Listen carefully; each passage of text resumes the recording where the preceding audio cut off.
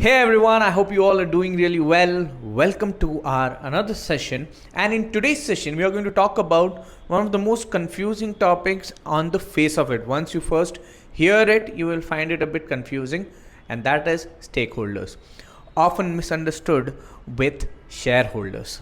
Stakeholders is often misunderstood with shareholders.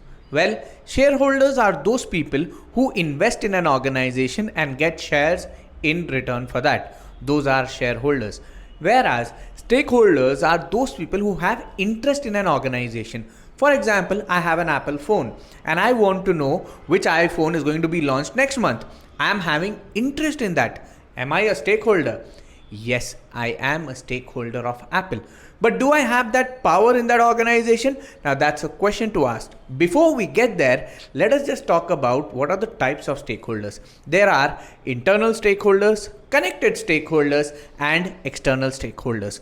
Internal stakeholders are those employees of an organization, board of directors of an organization who are inside that particular organization. These are internal stakeholders.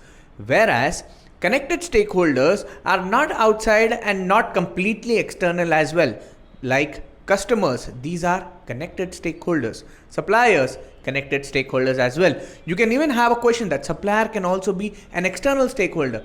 Well, yes, it can be as well, situation by situation.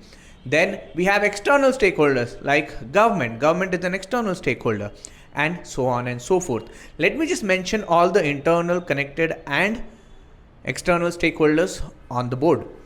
So here you go. These are your internal stakeholders, connected stakeholders, and external stakeholders. You guys can just make short notes out of it as well. Internal stakeholders, board of directors, employees. Connected stakeholders, suppliers, customers. Whereas external stakeholder groups indirectly affected by the company, such as community, government. These are the types of stakeholders. Now let's move on towards the power interest matrix about the stakeholders. Let's talk about the high and low matrix. With that, we also need to go with high and low. So those people who have high power and high interest, these are the key players of an organization.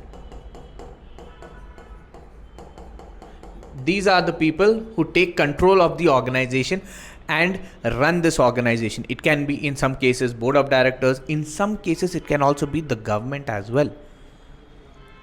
Then those stakeholders who have low power but high interest. The power is really low. For example, I have very low power in relation to Apple, but I have really high interest. I want to know which phone is going to be launched. So I would be kept informed.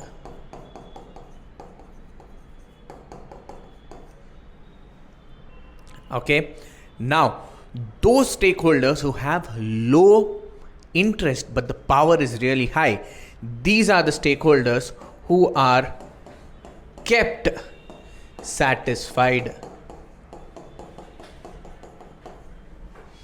Now these are the stakeholders. It can be the government who need to be kept satisfied. The rules and regulations are to be followed, kept satisfied, stakeholder to be taken care of.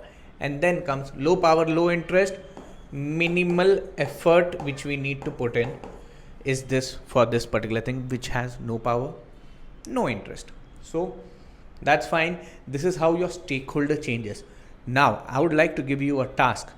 Based on this, if you guys can go back and research about some organizations and then frame it. For example, there will be board of directors, customers, suppliers. For example, you take Apple. Where does the stakeholders of Apple fit in? Shareholders, are they key players? Are they having low power and high interest? Are they having low interest and high power? That is something which you need to decide, which you need to judge and understand and place them accordingly. With this, what I would want to do ahead here is, let's just go ahead with a short quiz session. Let's just take it ahead. In the stakeholder, a stakeholder with low power and low interest should be, which is low power and low interest. Closely managed, kept satisfied, kept informed, not just monitored. Well, kept informed, kept satisfied, no. Closely managed, no. I would go ahead with this one, which is C, monitored. Okay. Then let's go with the next one. Which quadrant of stakeholder matrix represent the stakeholder with high power and high interest? Now this is a very simple question, which is keep satisfied, manage closely, monitor, or keep informed. Well, you need to manage them closely because these are our key stakeholders, key players. Let's go with this, reveal our answer. We have it here. Further, stakeholders with low power but high interest are typically low power and high interest. This is the place where you would be slightly confused as well. High interest is kept informed. High power is kept satisfied. So what we go with? Kept informed. D. Reveal answer. Then, moving on further with the next question, a stakeholder with high power and low interest is to be kept satisfied. Now this is a simple quiz. The purpose of stakeholders: identify key stakeholder, analyze their influence, define project scope and deliverables, determine a project budget and resource allocation, track project progress and milestones. Let's go with that. And yes, that's the right answer, but your answer is wrong. So with this, we were able to talk about what are stakeholders, what is the explanation of stakeholders in general, and also in the context of ACCA and CMA US. I hope that this was helpful for you. If you found this particular session helpful, make sure that you like this video and share this video with those people whom you feel that it will be helpful. And also comment down below the other topics which you want me to make and explain it here. Thank you for watching.